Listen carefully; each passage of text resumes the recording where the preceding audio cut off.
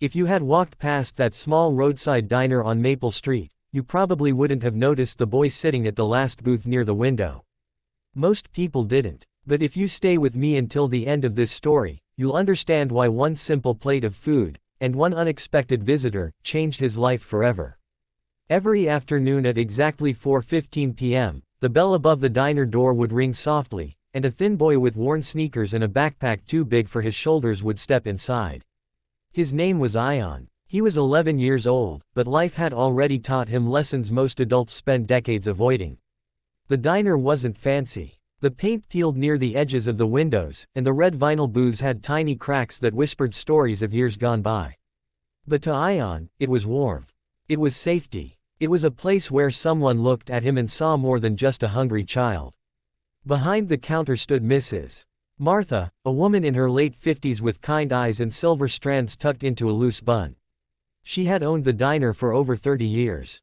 She'd seen couples fall in love, families celebrate birthdays, truck drivers rest their tired backs.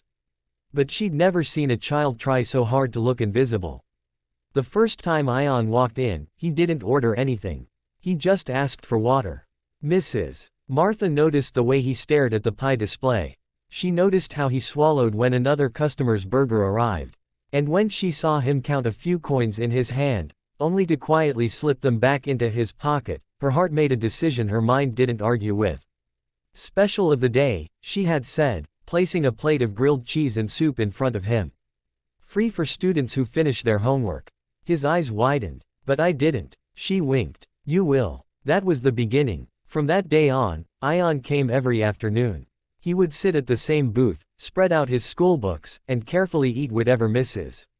Martha placed in front of him. Sometimes it was pancakes. Sometimes pasta. On good days, apple pie with melting ice cream. He always said thank you. He always tried to leave 2 or 3 coins on the table. And every time, Mrs. Martha would slip them back into his backpack when he wasn't looking. What she didn't know at first was why he was always alone. Ion's father had passed away 2 years earlier from a heart condition they couldn't afford to treat properly. His mother worked 2 cleaning jobs and still struggled to pay rent. Many nights, she pretended she wasn't hungry so he could eat. Ion noticed. Children always notice. He had started skipping his own lunch at school so he could bring half of it home. But growing boys can't survive on halves. Hunger followed him like a shadow. The diner became his quiet miracle. Months passed. Seasons changed. Snow dusted the sidewalks, then melted into spring rain. Ion's grades improved. Mrs. Martha would ask about his math tests, his science projects. She'd clap proudly when he brought home an A. In that small diner, between cracked booths and the scent of coffee, a bond stronger than blood quietly formed. But not everyone believed in kindness without reason. Across the street stood a large development site. The city had announced plans for modernization. Rumors spread that small businesses would be bought out and replaced with shiny restaurants and corporate chains. One afternoon, Mrs. Martha received a letter. An offer. Generous money in exchange for her diner. She stared at the paper long after closing time. She could retire comfortably. No more aching feet. No more rising at dawn. But she also knew what would happen. The diner would be demolished. The booths. The counter. The bell above the door. Gone. And what about Ion? The next day, as if sent by fate itself, a black luxury car pulled up outside the diner. The kind of car that didn't belong on Maple Street. A tall man in an expensive suit stepped out. His watch alone probably cost more than the diner made in a month.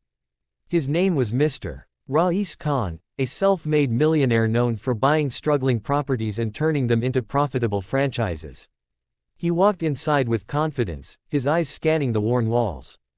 Mrs. Martha greeted him politely. I believe you received our offer, he said, glancing around. This location has potential. With renovation, branding, expansion, it could triple revenue. Mrs. Martha forced a smile. It's doing just fine as it is. He sat down, checking emails on his phone.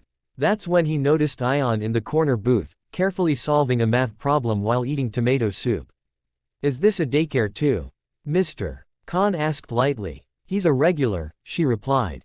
Mr. Khan shrugged. Sentiment is expensive. Business is about growth. Ion felt the words like a cold breeze. He lowered his head. Over the next week, Mr. Khan returned several times. Each visit, he made a higher offer. Each time, Mrs. Martha hesitated. She had medical bills piling up. The roof needed repairs. Suppliers were raising prices. Kindness didn't pay electricity. One rainy afternoon, everything changed. The diner was nearly empty. Ion arrived soaked, his backpack damp. He sat down quietly, but something was wrong. He didn't open his books. Mrs. Martha brought him a towel. What happened? He hesitated. Then the words tumbled out. The landlord had increased rent. His mother couldn't keep up. They had 2 weeks before eviction. Mrs. Martha felt her chest tighten. At that very moment, the bell rang. Mr. Khan stepped inside again, shaking rain off his coat. He paused when he saw the tears in Ion's eyes. He wasn't used to tears. Not like that. He overheard enough. Eviction. Struggle. No father. Something stirred inside him, something buried under years of negotiations and profit margins. He watched as Mrs. Martha quietly packed extra food into a container for Ion to take home. After the boy left, Mr. Khan sat down slowly. How long? He asked. Since he was 9, she replied. And you've been feeding him for free? She nodded. That's not sustainable. No, she agreed softly. But it's necessary. That night, Mr. Khan couldn't sleep. He remembered his own childhood in a cramped apartment. His mother sewing late into the night. A neighbor who once paid their overdue bill without asking for anything in return. He had built an empire. But somewhere along the way, he had forgotten the taste of gratitude. The next morning, instead of another offer letter, Mrs. Martha received something unexpected. A partnership proposal. Mr. Khan would invest in renovating the diner, but it would remain hers. No franchise takeover. No demolition. He would also establish a small community fund attached to the diner, free daily meals for children in need, scholarships sponsored anonymously. Mrs. Martha read the document twice, tears blurring the ink. Why? She asked when he arrived later. He glanced at the corner booth. Because someone once fed me when I was hungry. I just forgot, until now.